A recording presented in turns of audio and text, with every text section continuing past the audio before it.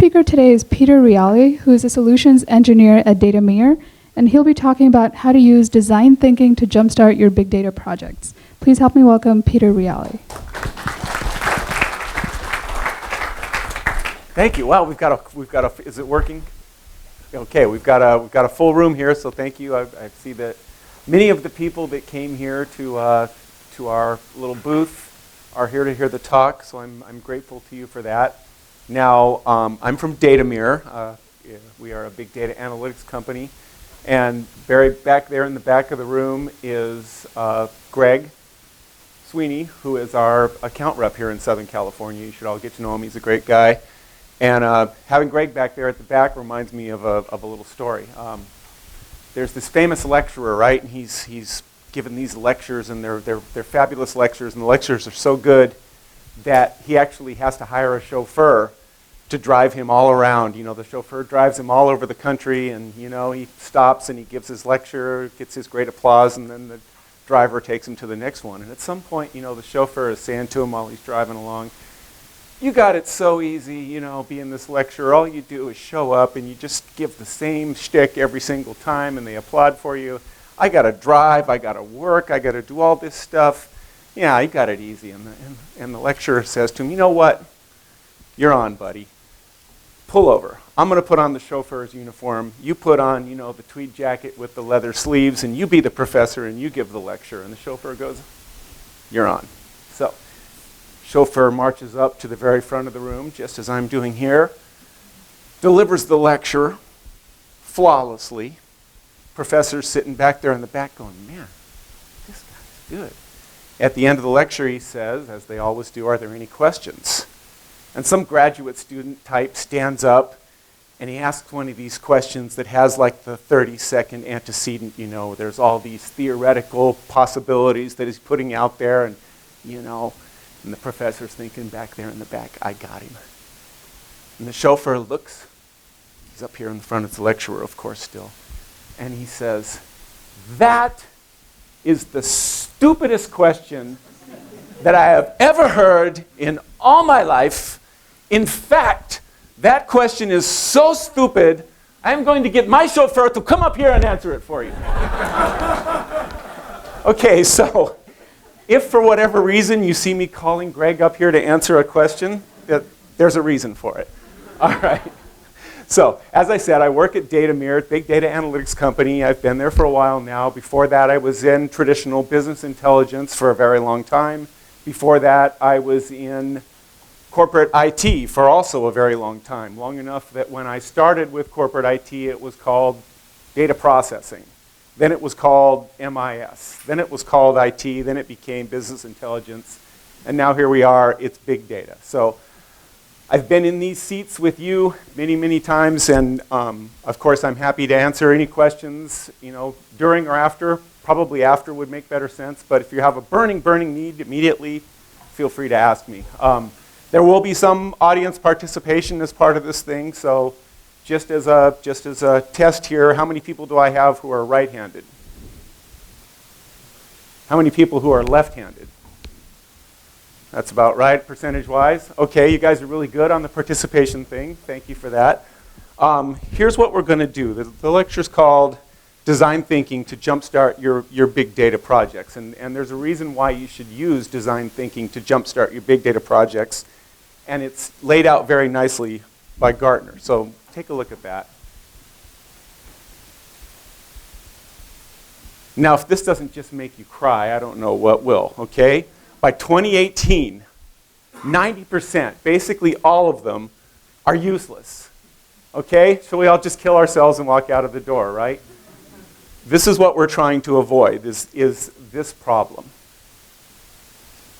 Here's how people typically go about solving this problem. This is the usual method, and I will not be asking you to raise your hands and reveal yourself if this is how your company has gone about it. First of all, we're going to go out and we're going to hire a chief data officer. We're going to have an exhaustive search, and we're going to find somebody who can help us design the absolutely perfect data system.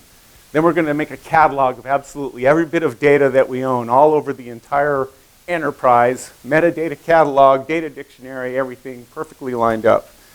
Then we're going to spend, 6, 8, 10 months evaluating the big data stack, getting the absolute perfect hardware, perfect software, the exact distribution of Hadoop that we need. Then we're going to build this data lake, and this data lake is going to hold everything in the world. We're going to have everything we need right here in the data lake, and once we've built that, it will just like Field of Dreams, right? If you build it, they will come.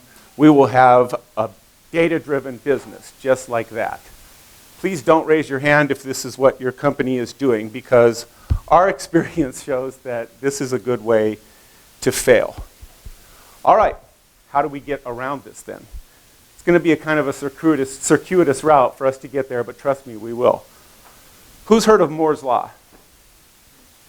Geeky room, you gotta love it. Okay, it's the observation that the number of transistors on an integrated circuit will double every, they're now saying 2 years. At one point they said 18 months, and at one point they said a year. But basically, things just keep improving electronically, right? Gordon Moore, founder of Intel, is the guy who came up with this rule. Another way to plot this, another way to think of this rule is in terms of operations per second, per thousands of dollars spent. You can see we start here, back in the 50s with these giant machines that at the time we thought were amazing, and turns out they, are not anywhere near as good as what you have right here in your phone. So there's a, excuse me 1 second, please. So things improve by orders of magnitude just on the platform that we all work on. Now, in the same way, there's also an acceleration of innovation. And the guy who really spelled this out best is a guy named Ray Kurzweil. Ray Kurzweil has the coolest title in our industry by far. He is the vice president of the future at Google. Kid you not. Something to look forward to, kids, if you grow up. Okay, he was also the principal inventor of the first flatbed scanner, the first OmniFont optical character recognition, the first print-to-speech reading machine for the blind, the first text-to-speech synthesizer, the first music synthesizer capable of recreating a grand piano, and the first commercially marketed large vocabulary speech recognition system. So this guy's a real dumbass. I mean, it's pretty clear, right? What he did was he took this same acceleration of innovation plot that's determined by Moore's Law, and he backed it up first to the industrial age, then to the Stone Age, and said, yep, this pretty much describes the history of mankind in its inventions and in its history and in its growing up. Then he did a really crazy thing, and he took the plot forward into 2025, at which point Kurzweil, who apparently is a complete genius, says we are going to have non-surgical communication direct with computers. I actually will live to see this. It scares me. So there you go. Here's this same slide, and we're going to show it to you in our industry. We start out, I'm sorry the letters are small up there. We start out with Hadoop. It's core Hadoop, basically HDFS and MapReduce. Then we throw in a Zookeeper and an HBase. Then we throw in Hive, Pig, Mahout or Mahout. How many people say Mahout? How many people say Mahout? How many people don't say it at all? All right. So how many people know what a Mahout is?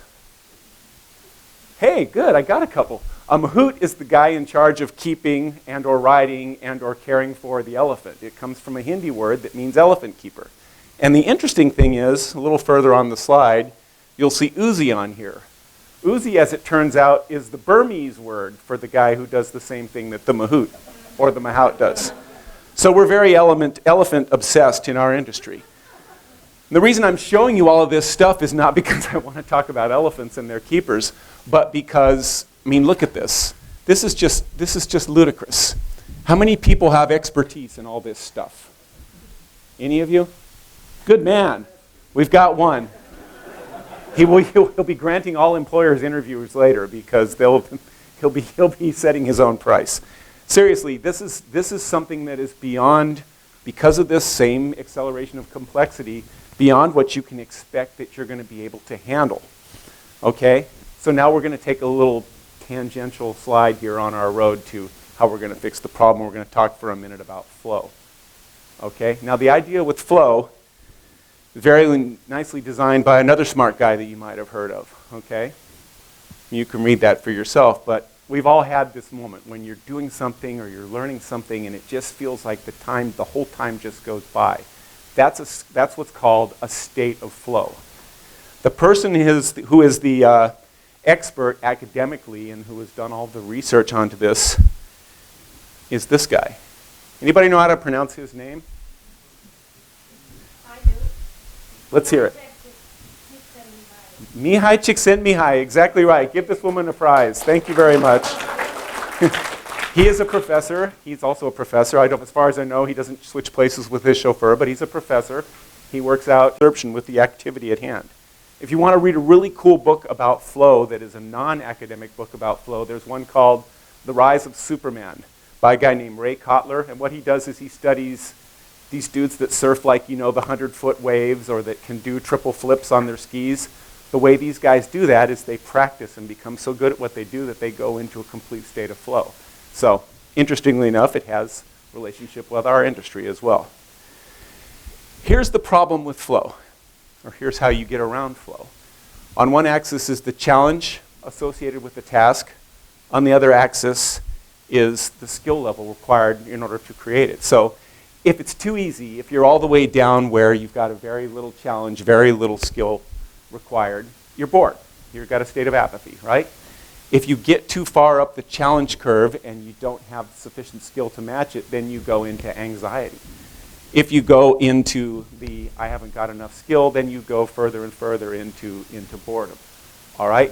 If the two are matched, if it requires a great deal of skill on your part and you have that skill and it's a great deal of challenge to do it, you'll become so immersed in what you're doing that you will enter a state of flow. Now, flow can happen not only with individuals, but with groups as well. So the goal is to get people in a position where the platform or the tools that they're working with allow them to enter this state of flow. Okay? So remember the state of flow. We're going to talk about another little detour here, which is called how we lower the barrier to entry for computing. You guys probably recognize this fella here. And sometimes I have a little device that I can hook it up and you can hear what he has to say. This isn't one of those cases, so I'm going to read it to you, what he has to say in this little clip. Okay, maybe I can read it from here. I can't. I'm sorry. Those letters are too small. All right, we're very fortunate because the timing seems to be falling into place. In other words, as we move into the 80s, the amount of computational power, the amount of raw horsepower we can get into a small box for a reasonable price is just staggering. Even in the last 3 years, 4 years since we started, it's increased a few orders of magnitude. Okay, I'm not being Jobs here for a second. This is Moore's Law already in effect for him, right? And one of the things that people always ask me is, what we've got right now is just fine. VisiCalc runs fast enough. Some of the database stuff runs fast enough. What are we going to do with all this extra awesome power?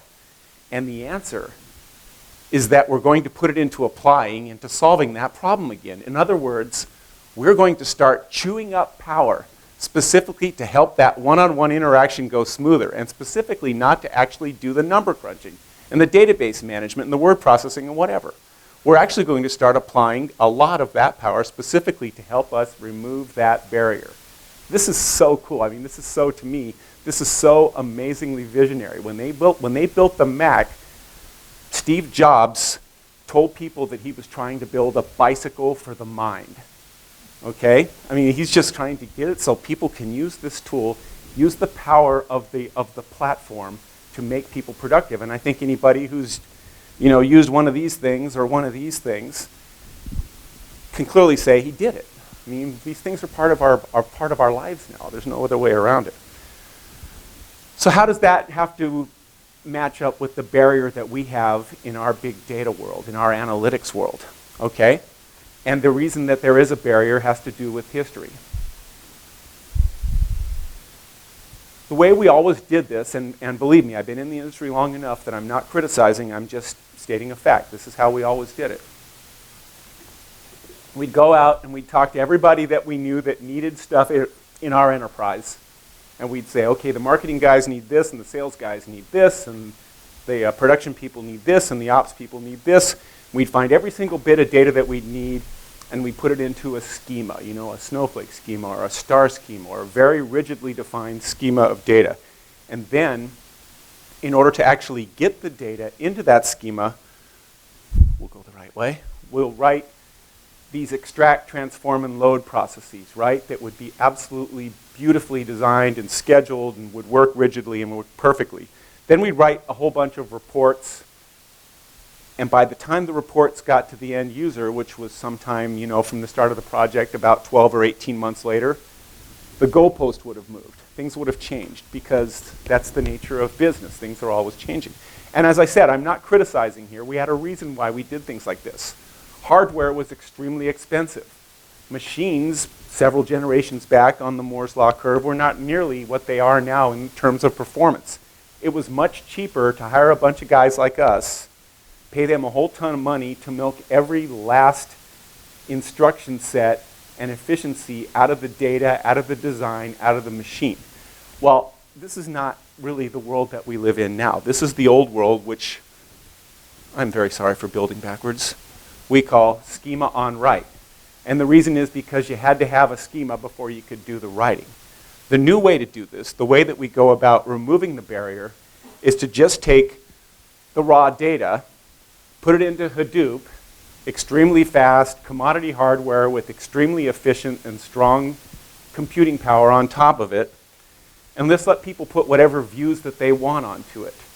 This system now we call schema on read. At read time, you determine when it is that you want. This is Hadoop in a nutshell, honestly.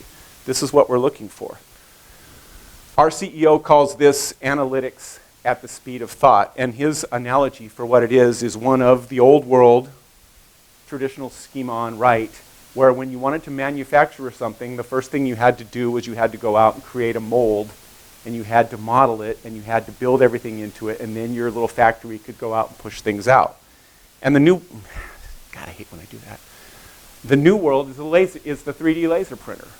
You make a one-off. You go out, you model what you want, and you immediately produce what you need. So, we've got the Moore's Law, we've got our barriers to entry, we've got our schema on read. Now let's talk about what my talk was entitled, which is design thinking. How do we use design thinking to take advantage of what we have here in the new world? Here's a guy with some really cool hipster glasses who gives TED Talks and is named Tim Brown. And you can read the quote for yourself. But the thing that I like about what he's saying there is that his goal is to integrate the needs of people. That's what he calls out first before he calls out the technology. And even if you know, cool glasses and TED Talks aren't your cup of Java, there's another reason why you might be interested in design thinking, which is companies that use design thinking, the companies specified by the design index, are 220-some% outperforming the S&P 500 over the past 10 years. So it's a smart way to run your business. So let's talk about exactly what we mean by design thinking. What are the steps that are associated with design thinking? Step number one, you got to empathize. Empathize not being the same thing as sympathize. You sympathize, you feel sorry for somebody because they stubbed their toe.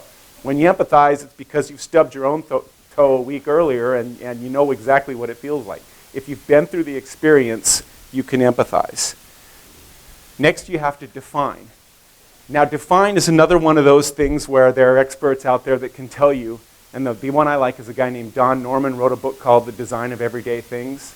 And one of the things that Don Norman says is, you got to make sure that you're solving the right problem. He says invariably, the problem that is presented at first is the symptom. You have to dig down to find the root problem. So that's what we call defining. Ideate. Okay, you're going to sit around, you're going to throw out ideas, right?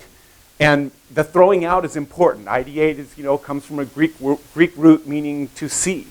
And you got to throw it out in the light for people to shoot down if you want your ideas to really work. That part of the job is important. Prototype, another Greek word, primitive form.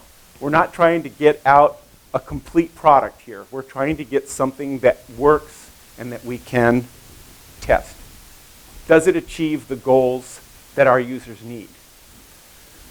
So here's what that looks like in statement of work form, if you want to put it in those official terms. And you can read it for yourself. But basically, we're going to go out, we're going to start with our use cases, and then we're going to validate our return on investment by going through these steps. And you can't forget this important step. Rinse and repeat. Just like the shampoo, right? The goal is not, I used to work for a guy, and he'd always throw this story out. He'd say, you know, it's like my 12-year-old son. I'd say, man, did you take a shower today? And he'd say, yeah, I took one last week. And he's like, no, it doesn't work that way. You got to do it all the time, man. It's the same thing with this. You're going out there, and you've got to process it more than once. It's not going to be a finished product at the beginning each time. You're going to start over. All right? If you do this process, you get something that we call iterative analytics. And the goal with iterative analytics is to go out and solve your problem. Gartner says the solution is to prioritize incremental improvements over business transformation. Think about that. I'm not going to build my data lake and immediately turn myself into a data-driven business. I'm going to find an incremental improvement. That's going to be my first priority. Then I'm going to go find my next incremental improvement, and I'm going to do the same thing. And this is very important. So you've got a new solution to your big data project plan. And I'll let you read them. All right, on bullet point number 4, MVP. Just making sure. How many people think I'm talking about Stephen Curry here? Stephen Curry. Any LeBron James guys? All right, good. Minimum viable product. Okay? Get something out there that works. Something that we can test. Something that we can get a hold of to see if we're going to be able to make our users successful. And that's how we'll incrementally expand throughout the industry. You go through this process, we expect you're going to get a win. Okay? I'm willing to answer questions. Please go to this website, if you would, datameer.com, Big Data Day LA. And I'm very grateful to you for coming in and listening to my talk.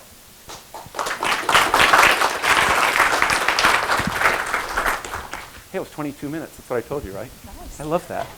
Any questions?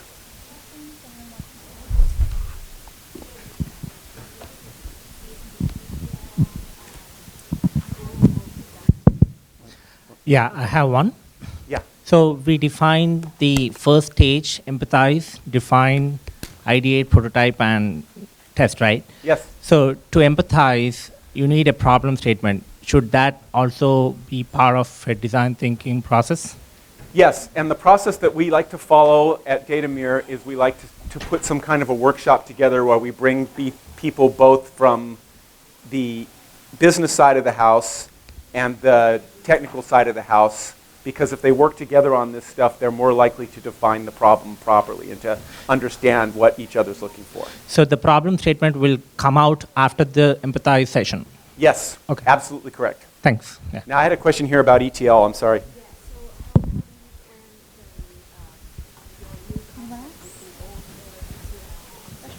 This is a good question. She's asking me, how do we match the new ETL concept with the old ETL concept?